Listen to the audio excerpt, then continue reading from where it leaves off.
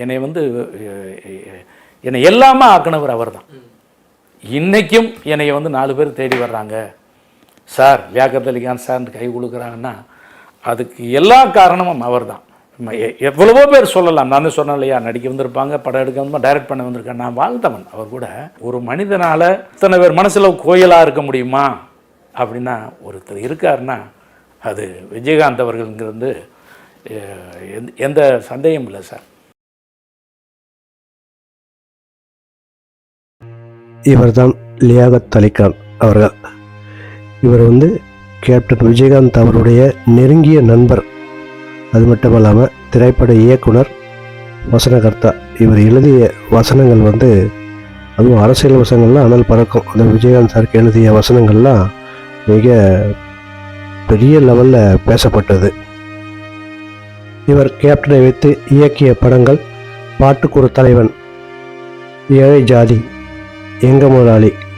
இவர் வசனம் எழுதிய படங்கள் அன்னையன் தெய்வம், பூந்தோட்ட காவல்காரன், உழைத்து வாழ வேண்டும், தாய்ப்பாசம், தங்கச்சி, ஆத்தா நான் பாஸ் ஆயிட்டேன், புலன் விசாரணை, கேப்டன் பிரபாகரன், வெற்றிப்படிகள், மாநகர காவல், 3 எழுத்தில் மூச்சிருக்கும், தாய்மொழி, சர்க்கரை தேவன், மக்களாட்சி, டெத் டைரி, தடயம், அரவிந்தன், அரசியல், ஆசை தம்பி, உளவுத்துறை, உண்மை, மன்னவர் சின்னவர், சண்முக பாண்டியன், பாரத ரத்னா, வாஞ்சிநாதன், கஜேந்திரா, குற்றப்பத்திரிகை.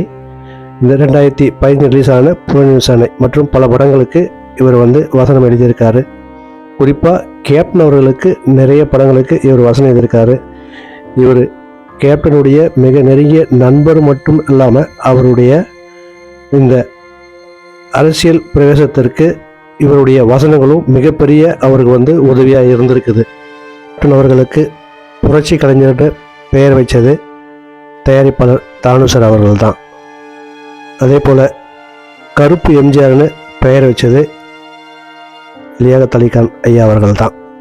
இது எப்படி வந்ததுனாக்கா, ஒரு முறை இவர்கிட்ட அவங்க அம்மா சொல்லியிருக்கிறாங்க, விஜயகாந்த் பெரிய நடிகராக வருவார்ல என்று அவங்க அம்மாவை கேட்டிருக்காங்க. அப்போ இவர் ஒரே வார்த்தை சொல்லியிருக்காரு, சந்தோஷப்படுத்தும்படியாகவும். பட்டென்று சொன்னாராம், எம்ஜிஆர் மாதிரி வருவார்மான்னு சொல்லிட்டு. என் அம்மா பதிலுக்கு அப்படி கேட்பாருன்னு நான் நினைக்கவே இல்லைன்னு சொன்னார்.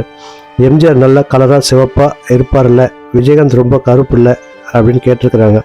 அதுக்கு இவர் வாயிலிருந்து வந்த ஒரே வார்த்தை கருப்பு எம்ஜிஆர்மான்னு சொல்லியிருக்கிறாரு.